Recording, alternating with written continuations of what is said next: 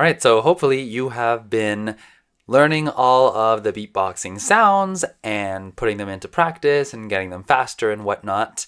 But now you want to actually apply them to a real song. So in this video, we'll talk about how you can beatbox along to a song and use that to learn some new rhythms. So what do I mean by beatboxing along to a song? I mean, like the same way that you would sing along to a song, but just beatbox along to it. So the procedure looks something like this. You take the drums and the percussion and you listen for them in the song. And then you separate them into the different parts of the drum kit. So you separate out the bass and the hi-hat and the snare, and you separate all that mentally and you listen to all of them. And then you make your own kit based on that. So for each of the sounds in the song, you pick a sound that you know how to make. So for example, for a bass kick, you would do a and then for a hi-hat, you could do it, and then for a snare, you do a or whatever you want or whatever you've learned so far. And then you just have to beatbox along to the song using your kit at the same time as the actual song's kit. And just like that, it's kind of like how you would sing along to a song. Quick point just to clarify, of course, this whole process should eventually become second nature to you, but in this video, I'm going to be breaking it down step by step. So in reality, I would listen to a song and then beatbox back to it instantly, but it might just take you some time to get to that level.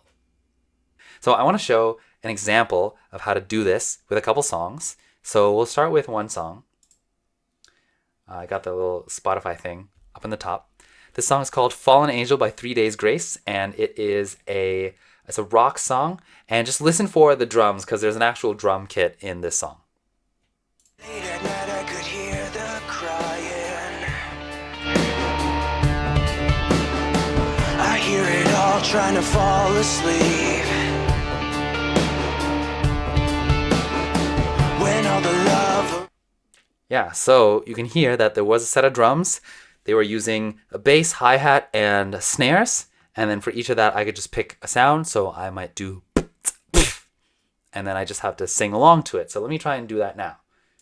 Okay, I'm recording this again because it got kind of delayed. So here it is. Late at night I could hear the crying. I hear it all trying to fall asleep. So yeah, it's pretty straightforward, pretty simple, honestly. If I went further into the chorus, it would get a lot more interesting, but I'll just stop there for now. But that's the general idea. Just try to follow along with the song. It will, admittedly, take you time to recognize the different drum parts of the song and then be able to beatbox them on demand. It's the same way that someone who doesn't know how to sing is going to have a hard time matching pitch and actually singing along to a song. So it's okay. It just takes practice and you'll get faster. Now, the example that I provided, even though it's like a pretty fast rock song, is actually kind of easier because there's literally a drum kit in there, and you just have to copy the drum kit. That's what beatboxing is mostly about. But let's do another song, and this one, it has different drum sounds. It's not necessarily a drum kit. There might be more digital sounds that have been, just digitally put together. And what happens with those kinds of songs is that you might get some drum patterns or percussion patterns which are literally impossible to do like accurately, even as a drummer, let alone as a beatboxer. So in those cases, you kind of just have to use your best judgment and pick sounds in your kit that you think would be representative of the song, and then try to beatbox along to it and try different things, pretty much. So, gonna switch over to that song.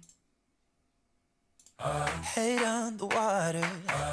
So let me take it to the chorus, where it gets. I still remember the pain, but now it's turned to rhythm running through my veins. I've got a clearer vision since you've been away, and I can't help this feeling. Okay, so if you heard, there was some bass kicks, and then there was some claps. There's some like claps in the background, and then there was a bit of some like toms, like that. So again, that takes practice to kind of hear what those sounds are and what do they actually mean. And yeah, but now that I know what those sounds are, I just have to map them to something in my kit. For the claps, that's an interesting one because we never learned a clap. So in that case, you just have to use your best judgment. For example, I think I could probably do a and it would do the same. It would have the same effect. So an outward K snare, just nice and bright. And so if I do that, then I can listen again to the song, try to get the rhythm, and then try to sing along to it. I still remember the pain. So let me try and do that. And like I still remember the pain. But now it's turned to rhythm running through my veins. I've got a clear. Oh, it's a bit I complicated. still remember the pain. But now it's turned to rhythm running through my veins. I've got a clear vision since you've been away, and I can't help this feeling. It's gonna take me there. Don't mind, just move out my way. Move out my way. My hands are shaking. Something like that. I think I would need to practice it a bit more to actually get it super accurate. But yeah, that's the general idea. And then something else to keep in mind is that you don't necessarily have to follow along with what the song does, because you get a little bit of creative freedom when you're in a cappella. So you could honestly just do something completely different and it would probably be fine. Depends. So in this case, when I was helping to beatbox this song for my team, I decided to add a lot of PF snares, which you don't really hear in this song, but I think it still works and it still carries the rhythm and the beat. So let me try and go back and I'll just do that. I still remember the pain, but now it's turned to freedom running through my veins. I've got a clear vision since you've been away, and I can't help this feeling. It's gonna take me there. No, I just move out my way, move out my way. My hands are shaking. So something like that. Notice how it, like, there's no PF snares, but it honestly kind of works. So you'll have to use a bit of your best judgment, and you'll become more confident as you just learn more songs and sounds as a beatboxer. Okay, one thing to keep in mind is the idea of sticking to one kit. So when a drummer performs a song on stage, they build a kit. So they get a snare and a bass and a hi-hat and blah, blah, blah, and they put them all together. And then they use that kit for the whole song. They don't change the kit. They might change the kit in between songs. Sometimes they'll switch out a snare for a different snare or something, or they might switch out a cymbal to get a different sound. But they would never switch a kit in the middle of a song. And in the same way, when you're beatboxing a song, just to try and be a little consistent, it's probably good if you stick to the same kit throughout the song, rather than trying to add too many different sounds, because that could just be confusing and inconsistent, especially for your team. So just keep that in mind. But as you get more experience, you might switch certain parts of your kit sometimes a little bit. It really depends. It's kind of a case-by-case basis. But for example, when I beatboxed Jericho last year, we started the song with more of a dark outward K snare, so like that. But then in the chorus, it changed into a PF snare to make it nice and bright. So it's like,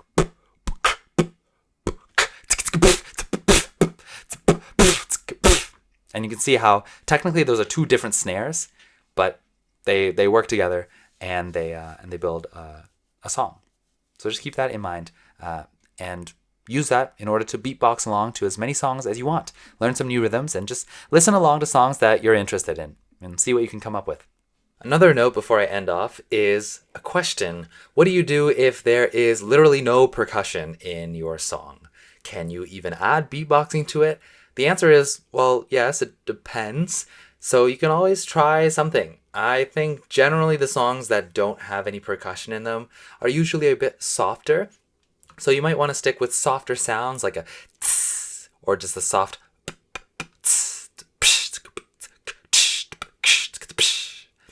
But it honestly depends on the song. You could try adding drums and maybe that gives it a whole new feel. So honestly, it's up to you. Just play around with all the sounds that you have in your kit now. The next video is going to be a short one, just talking about how to hold the microphone as a beatboxer. But it's important. We want to make sure your sounds get through to the audience. So I'll see you there.